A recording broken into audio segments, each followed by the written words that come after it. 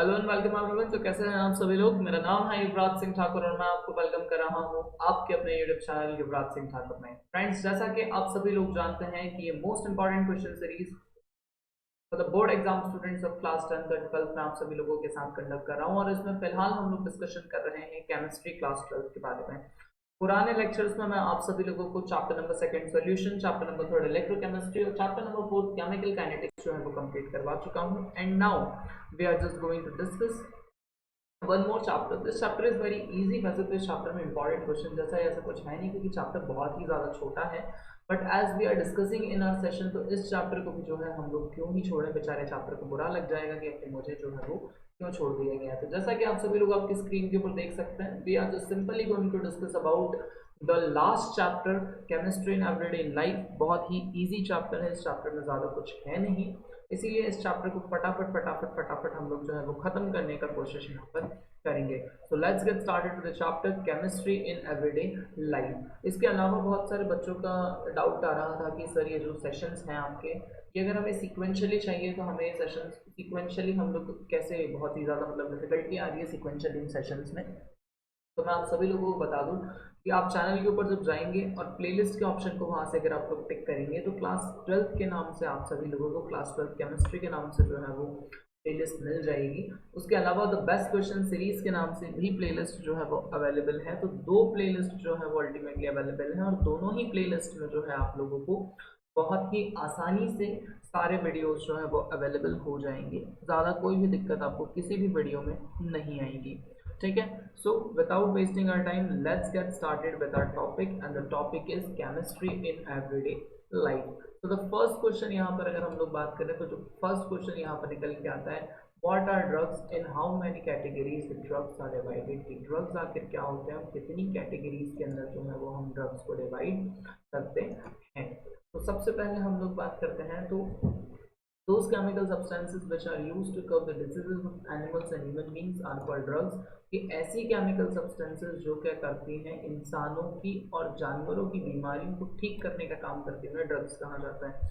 ये वाले जो ड्रग्स हैं वो ड्रग्स अल्टीमेटली कहीं पर भी जो है वो आपके वो नशे वाले ड्रग्स भी इसी में इंक्लूडेड होते हैं, प्लस आपके जो मेडिसिनल ड्रग्स हैं वो सभी भी इसी के अंदर इन्वॉल्व होते हैं।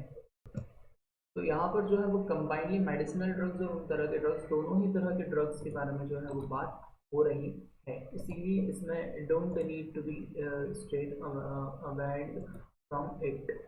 Just a minute. तो यहाँ जो है वो दोनों ही तरह के ड्रग्स के बारे में बात हो रही है। तो ऐसे सब्सटेंसेस जो है वो आपको बीमारियों से ठीक करें, इंसानों को और जानवरों को बीमारियों से ठीक करें, उसी को जो है वो अल्टीमेटली क्या कहा जाता है, ड्रग्स हम लोग कहते हैं। टाइप्स ऑफ ड्रग्स के बारे में बात करें तो कुछ इंपॉर्टेंट टाइप्स के ड्रग्स होते हैं। फॉर एग्जांपल अगर मैं सबसे पहले आपको बताऊं तो नारकोटिक्स, नॉन नारकोटिक्स, ये दो जो है ड्रग्स के टाइप होते हैं। नारकोटिक्स कैसे होते हैं, तो those drugs which are taken by the person many times and that person become habitual for them, such drugs are called narcotics। Narcotics वही ड्रग्स होते हैं जो कोई इंसान बार बार लेता है और उस इंसान को फिर उस ड्रग की क्या हो जाती है, आदत हो जाती है। उस तरह के जो ड्रग्स हैं वो क्या कहलाते हैं, नारकोटिक्स कहलाते हैं। जिन्हें जिनका सेवन करने से या जिनको लेने से, जिन ड्रग्स को खाने से क्या हो जाए, ड्रग्स की आदत पड़ जाए, उन्हें क्या कहा जाता है, नारकोटिक्स कहा जाता है। और इसके एग्जाम्पल्स के बारे में बात करूँ तो ओपियम, हेरोइन, मॉर्फिन, ये जो है नारकोटिक्स के एग्जाम्पल होते हैं। सेकेंडली अगर हम लोग बात करें तो दूसरे तरह के जो ड्रग्स होते हैं they are the non narcotics. So those drugs which are taken by any person many times, then after the person can't become habitual for them, such drugs are called non-narcotics। के ऐसे drugs जो बार बार इंसानों के द्वारा लिए जाते हैं लेकिन उसके बावजूद भी इंसान जो है वो उसमें हैबिचुअल नहीं होता है, उन्हें क्या कहा जाता है, नॉन नार्कोटिक्स। जैसे सिर दर्द के लिए डिस्प्रिन की गोलियां हैं, बाम की गोलियां लेते हैं लोग, क्लिनिक प्लस बहुत सारे लोग लेते हैं, कॉमन जैसी टैबलेट्स हैं। ये जो कुछ टैबलेट्स होते हैं इनको रेगुलर बेसिस पर भी अगर आप लोग यूज़ करना तो भी अब इनके एडिक्ट नहीं होते, उन्हें क्या कहा जाता है, नॉन नार्कोटिक्स कहा जाता है।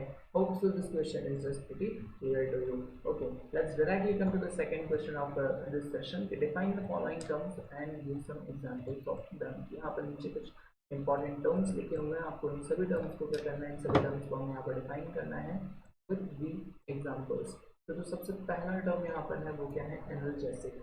कि आखिर एनाल्जेसिक्स क्या होते हैं। तो those drugs which are used to body pain are known as analgesic. Example morphine, methyl salicylate और नोवालियम। कि जो ड्रग्स आपके क्या करते हैं, बॉडी के पेन को ठीक करने का काम करते हैं, उन्हें क्या कहा जाता है, उन्हें एनाल्जेसिक्स कहा जाता है। बॉडी पेन के लिए आप जो टैबलेट्स लेते हैं वो सारी टैबलेट्स कौन सी टैबलेट्स होती हैं, तो they all tablets are the analgesic tablets. For example अगर हम देखें तो मिथाइल सैलिसाइनेट और मॉर्फिन और मिथाइल सैलिसाइनेट और नोवालियम के एग्जाम्पल। सेकेंड अगर हम लोग बात करें तो सेकेंड हम लोग बात कर रहे हैं एंटीपायरोटिक्स के बारे में। तो those drugs which are used to decrease and maintain the body temperature is known as antipyretics. की ऐसे ड्रग्स जो क्या करते हैं बॉडी के टेम्परेचर को कम करते हैं, मेंटेन करने का काम करते हैं, उन्हें क्या कहा जाता है, एंटीपायरेटिक्स कहा जाता है। फॉर एग्जाम्पल यहाँ पर अगर हम लोग सीधी सी बात करें तो जब बुखार वगैरह आ जाता है तो बॉडी का टेम्परेचर क्या हो जाता है, बढ़ जाता है। जब भी आपको फीवर होता है तो क्या होता है, बॉडी का टेम्परेचर जो है वो अल्टीमेटली बढ़ जाता है। And due to this fact हम लोग क्या करते हैं, फिर पैरासीटामॉल वगैरह लेते हैं। तो पैरासीटामॉल जो लेते हैं हम लोग तो उससे क्या होता है, हमारा जो बुखार होता है वो अल्टीमेटली उतर जाता है। तो जो दवाइयाँ आपकी बॉडी के टेम्परेचर को कम करने का काम करती हैं उन्हें एंटीबायोटिक्स कहा जाता है। फिर we just talk about the third term. So the third term is tranquilizers. So those drugs which are used to maintain mental disorderness is known as tranquilizers. कि ऐसे ड्रग्स जो क्या करते हैं, मेंटल डिसऑर्डरनेस मतलब पागलपन जैसी बीमारियों को ठीक करने का काम करते हैं, उन्हें क्या कहा जाता है, ट्रैंक्विलाइजर्स। ट्रैंक्विलाइजर्स कहा जाता है। ट्रैंक्विलाइजर्स के एग्जांपल देने से पहले मैं आप लोगों को बता दूं कि ट्रैंक्विलाइजर्स जो है वो अलग अलग टाइप के, टोटल 4 टाइप के ट्रैंक्विलाइजर्स होते हैं। The first type of tranquilliser is sedative. Sedative tranquillisers क्या होते हैं, तो those tranquillisers which are used to कव मेंटल डिसऑर्डरनेस और anxiety is known as sedative. कि किसी किसी इंसान को जब एंजाइटी हो जाती है, घबराहट होती है, कुछ भी होता है, तो ऐसे ट्रैंक्विलाइजर्स जो कि मेंटल डिसऑर्डरनेस या फिर एंजाइटी को ठीक करने का काम करते हैं, उन्हें क्या कहा जाता है, उन्हें बेडेटिव कहा जाता है। सेकेंड अगर हम लोग बात करते हैं एंटी डेप्रेसेंट के बारे में बात करते हैं, तो वो ट्रैंक्विलाइजर जो मेंटल डिप्रेशन, देखिए ये जो टर्म है मेंटल डिप्रेशन, ये बहुत ही ज़्यादा इम्पॉर्टेंट टर्म है। इस टर्म का आप लोगों को बिल्कुल ध्यान रखना है कि मेंटल डिप्रेशन एक ऐसा टर्म होता है जिस टर्म को ठीक करने के लिए आप जिस तरह के ट्रैंक्विलाइजर को यूज़ करते हैं, tranquilliser is referred as antidepressant. Next अगर हम लोग बात करें तो नेक्स्ट जो आप लोग एंटी डेप्रेसेंट के एग्जांपल्स के बारे में अगर मैं बात करूँ तो एक मेटाडन एग्जाम्पल है और एक एग्जाम्पल आपका है कोकेन। ये दो जो है ये क्या है आपके एंटी डेप्रेसेंट के एग्जाम्पल्स हैं। नेक्स्ट अगर हम लोग बात करें तो आपका जो तीसरे तरह का ट्रैंक्विलाइजर निकल करके आता है that is hypnotics. And what is hypnotics, तो हैप्नोटिक्स क्या है, तो those tranquillisers which are used to curb mental tensions. देखिए यहाँ मेंटल डिप्रेशन था और यहाँ मेंटल टेंशन है। अब आप कहेंगे कि सर मेंटल डिप्रेशन और मेंटल टेंशन का डिफरेंस क्या है, तो मैं आप सभी लोगों को डिफरेंस बताऊँ। मेंटल डिप्रेशन में इंसान क्या होता है, पूरी तरह से डिप्रेस हो चुका होता है, उसके पास कोई उम्मीद नहीं बचती है लाइफ में। बिल्कुल वो पूरी तरह से डिप्रेशन में डूब चुका होता है। और टेंशन से रिलेटेड बात है कि टेंशन से यहाँ मतलब ये है कि बहुत सारी चीज़ों का जो है वो अल्टीमेटली लोगों को अलग अलग तरह का टेंशन रहता है, अरे यार ऐसा कैसे होगा, वैसा कैसे होगा, एक्सेट्रा एक्सेट्रा एक्सेट्रा। तो टेंशन जो है वो उस चीज़ से रिलेटेड अल्टीमेटली होता है। ठीक है, इसका एग्जाम्पल हो जाएगा आपका वैरोनल और क्लोरेटन जो है वो उसके एग्जाम्पल्स हो जाएंगे। नेक्स्ट अगर हम लोग लास्ट तरह के ट्रैंक्विलाइजर के बारे में बात करें तो narcotics. Narcotics is a type of tranquilliser also. तो those tranquillisers which are used to कव mental depression are known as narcotics. देखिए कोकेन, हेरोइन हो गया, अल्कोहल हो गया, ये सारी चीज़ें इंसान कब लेता है, जो डिप्रेशन में होता है, उसे नींद वगैरह प्रॉपरली नहीं आती। इंजॉय करने वाले लोगों के लिए नहीं कह रहा हूँ, मैक्सिमम इंडिया के लोगों की आपको बात बता रहा हूँ। तो इन सारी चीज़ों को लेने का जो कारण होता है वो कारण यही होता है कि कहीं ना कहीं जो है वो टेंशन में है, कहीं ना कहीं टेंशन की वजह से परेशान है।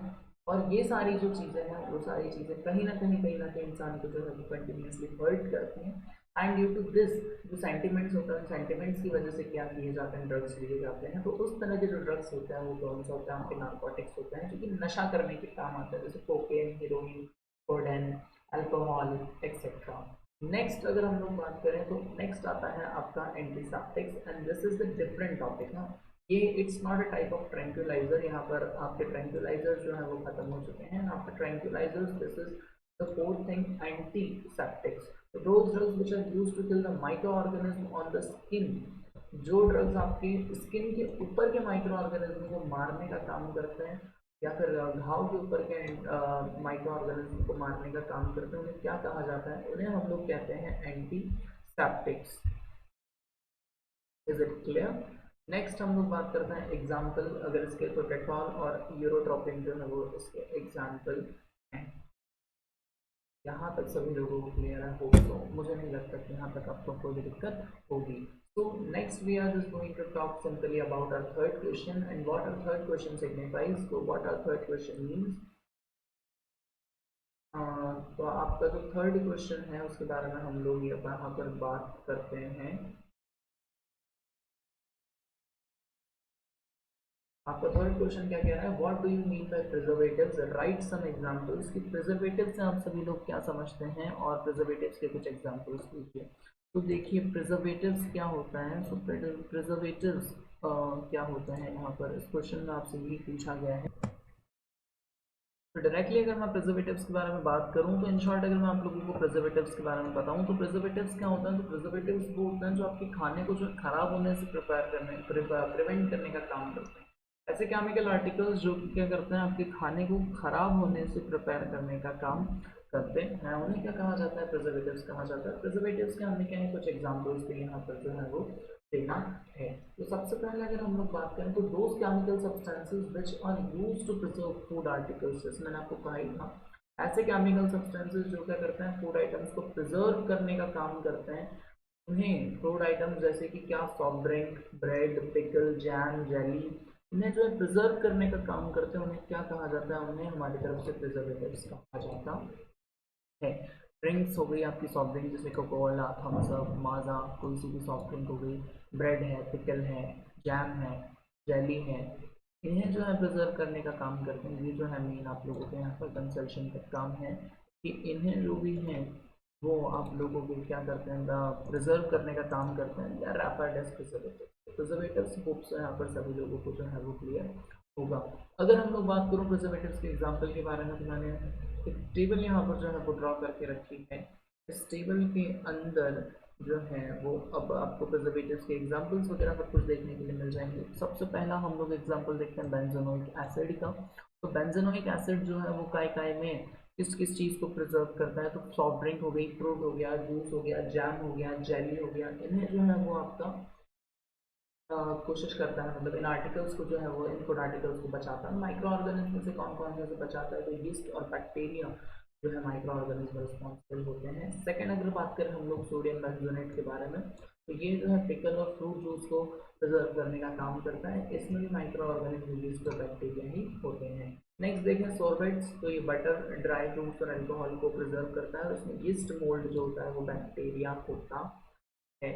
Is it clear? यहाँ तक आप सभी लोगों को आई थिंक जो है बहुत अच्छे से कॉन्सेप्ट क्लियर होगा। नेक्स्ट बात करें एपॉक्साइड के बारे में, तो एपॉक्साइड नट्स और स्पाइसेस को जो है वो आपको प्रिजर्व करने का काम करता है। ये सारे ही तरह के माइक्रो ऑर्गेनिज्म से जो है वो प्रिजर्व करता है, मतलब ये अल्टीमेटली ऑलराउंडर है।